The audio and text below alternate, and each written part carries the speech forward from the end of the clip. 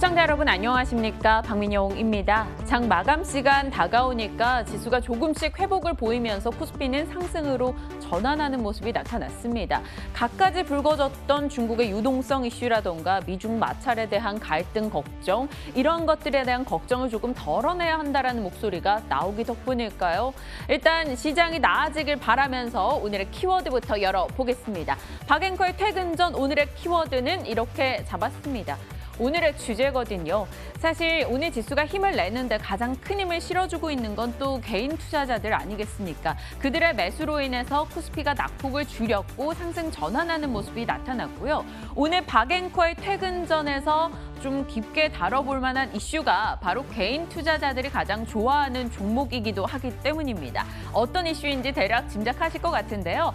일단 저희 시간 끝까지 보시면서 그 종목들에 대한 시각도 확인해 보시길 바랍니다. 박앵커의 퇴근 전 10분간 지금부터 함께 하시죠.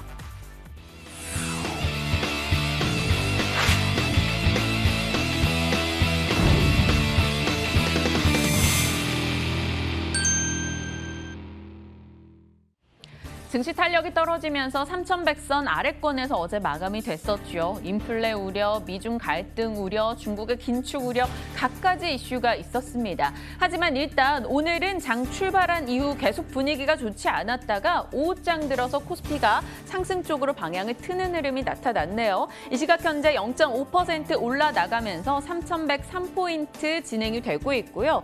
코스닥도 오늘 0.24%, 낙폭을 많이 줄였습니다. 2% 가까이 떨어졌었다가 지금은 965포인트 정도 진행되면서 오후장 들어서 분위기가 많이 개선되고 있습니다. 수급적인 움직임 들여다볼까요? 오늘 외국인과 기관 그리고 개인들의 수급 흐름입니다. 일단 기관은 2,000억 정도 매도, 외국인도 2,600억 정도 팔고 있죠. 사실 장 초반만 해도 3거래 연속해서 외국인은 현선물 매도로 대응을 했었는데 일단 선물 쪽에서 매수 전환하면서 그리고 개인들의 매수가 더해지면서 지수 낙폭을 줄였습니다. 개인들은 5,000억 정도 강한 매수세에 오늘장에서도 유입하는 모습 포착되고 있습니다. 시가총액 상위 종목 흐름 살펴볼까요? 오늘 일단 후반에 지수가 힘을 낸 것은 바로 삼성전자, SK하이닉스가 빨간불을 강하게 켜주고 있기 때문이겠죠. 장 출발한 이후부터 계속 견조했던 SK하이닉스, 그리고 지금 시총 상위주들 하나 둘씩 빨간불을 켜고 있습니다. 오늘 외국인이 금액 기준으로 가장 많이 산 종목이 바로 SK하이닉스고요. 그 뒤에 네이버와 현대차를 샀더라고요. 오늘 장에서 탄력이 유난히도 좋은 종목들이죠. 한마디로 지수가 힘이 없을 때는 결국 외국인이 사는 개별 종목들이 더 강하게 올라가는 것을 우리는 다시 한번 확인할 수 있었습니다. 특징주 보시죠. LG이노텍 한번 열어볼까요?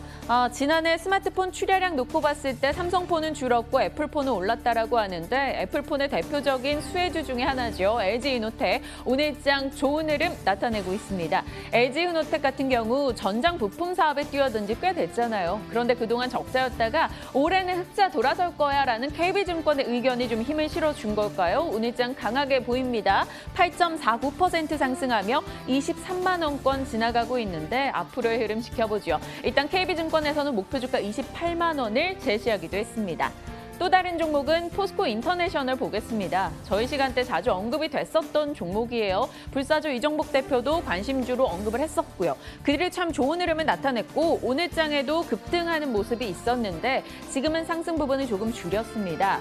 2차 전지의 이 핵심 부품 사업에 뛰어든다라는 신사업 이슈도 있었고요. 그 밖에 코스피 지수 변경에 대한 수혜 기대감도 자리를 하고 있습니다. 오늘장 3% 정도 이 시각 올라가고 있는데 신한금융에서 낸 이 코스피 지수 정기 변경 이슈 속에서 투자 전략을 어떻게 가져가야 되느냐, 여기에 대한 힌트가 하나 있어서 가지고 와봤습니다. 열어보시죠.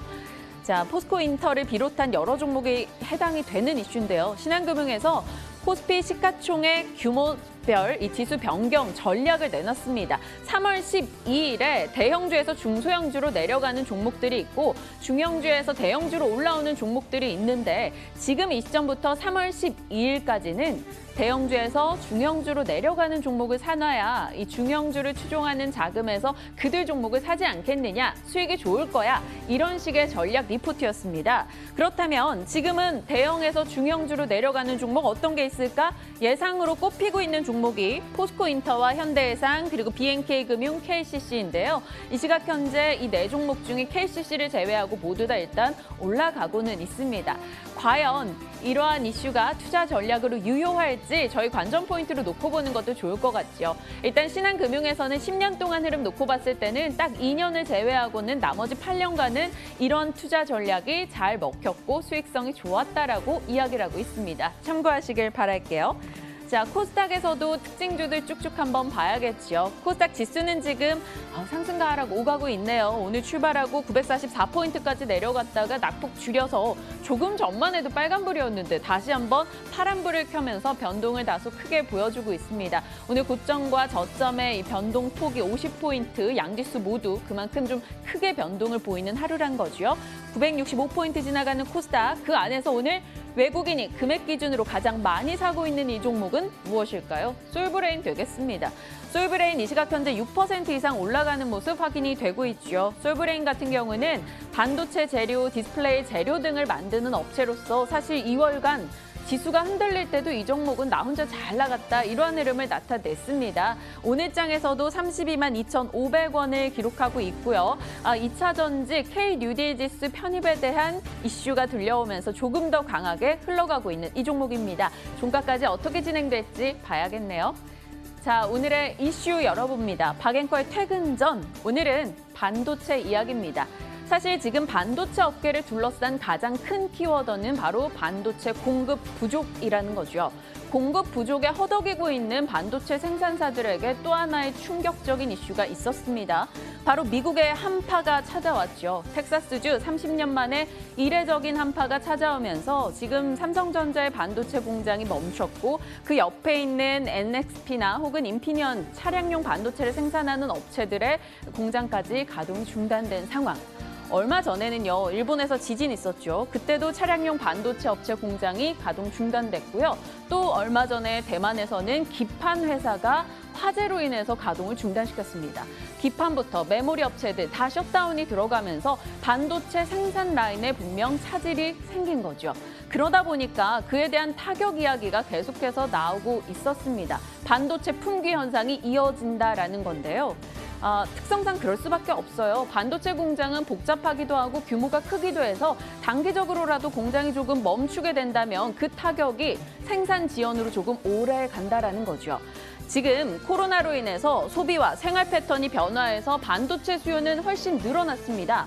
그런데 생산을 부지런히 해줘야 되는 생산자들 측에서는 재고가 부족하고 재해로 인해서 생산 라인이 타격을 받고 있는 상황.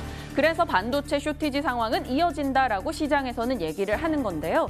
이런 상황에서 시티그룹은 이렇게 공급, 부족, 수요는 올라가 이런 수급 불균형에서 D램 가격은 올라갈 수밖에 없다라고 이야기를 합니다. 이런 목소리 나오고 마이크론의 주가가 올라갔고요. 우리 장에도 분명 영향이 있겠지라고 보는 거죠. 가격 부분을 볼까요? D램 반도체 같은 경우는요, 보통 고정가로 거래가 되는데 현물 가격이 지금 올라가면 고정가가 따라가는 구조입니다. 그런데 지금 저점 대비 반도체 D램 현물 가격이 48% 정도 올라와 있는 상황이고 이 괴리가 커지면서 결국 고정가도 따라 올라가지 않겠느냐 얘기가 나오는 거죠. 그래서 반도체 D램 가격은 상승할 거야라고 말합니다. 그래서일까요? 신한금융에서는 이 반도체 D램 우리나라에서 딱 떠오르는 두 업체 있죠. 삼성전자와 SK하이닉스에 대해서 주가 상승을 점치고 있습니다. 지금이 현재 자리인데 여기서 현물가가 올라왔고 고정가가 이렇게 올라가게 된다면 결국 삼성전자와 SK하이닉스 주가는 올라갈 거야라고 말합니다. SK하이닉스는 19만 원 선 보고 있고 삼성전자도 12만 원권 육박하는 목표가를 내놓고 있는 상황이죠. 이렇게 진행되면 얼마나 좋을까요? 개인 투자자들이 많이 투자하고 있는 종목이니만큼요. 하지만 오늘 장 들여다보면 확연하게 D램 이슈 있을 때는 유난히도 SK하이닉스 반응이 더 좋지 않습니까? 그 이유가 바로 이겁니다. 왜 SK하이닉스가 D램 가격 변화에 더 민감할까요? 삼성전자, SK하이닉스는 매출 구조가 전혀 다르기 때문이죠. SK하이닉스 연매출 32조 중에 23조, 70%가 넘어가는 게 바로 D램 비중이고요. 삼성전자는 워낙 덩어리가 크지 않습니까? 또 소비자 가전이나 스마트폰이나 여러 사업부를 두고 있고요. 그중에서 반도체는 전체 매출에서 비중이 32%, D램만 놓고 본다면 그보다 조금 더 적겠죠. 그래서 D램 가격이 올라간다면 SK하이닉스 주가가 더 빨리 반응할 수밖에 없다라고 시장에선 이야기하고 있습니다. 자, 증권가 곳곳에서 이 SK하이닉스를 조금 긍정적으로 얘기를 하고 있더라고요. 신한금융에서는 이 반도체 수급난 속에서 올해 SK하이닉스 영업이익은 140% 이상 증가할 것으로 전망된다. 그래서 목표 주가 19만 원 내다보고 있다라고 의견을 냈고요. 키움증권에서도 같은 시각을 드러냈습니다. 이유는 바로 인텔의 이 낸드 사업부를 지난 연말에 10조 원에 인수를 했는데 이것이 결국엔 반도체 업황 중에서 2위권을 제대로 확보하는 모습을 보여준 것이라 앞으로 업사이클인 반도체 사이클을 놓고 봤을 때 충분히 주목할 만하다라고 얘기를 하며 SK하이닉스가 삼성전자보다 지금 자리에선 조금 더 선호도가 있을 수밖에 없다라고 말하기도 합니다. 너무나 고민되지 않습니까? 사실 반도체 종목에서 뭘 사야 돼? 삼성전자, 하이닉스 두 개 다 사는 분들이 과연 몇 분이나 있을까요? 그래서 저도 고민이 돼서 질문을 좀 던져봤습니다. 박앵커의 뇌피셜.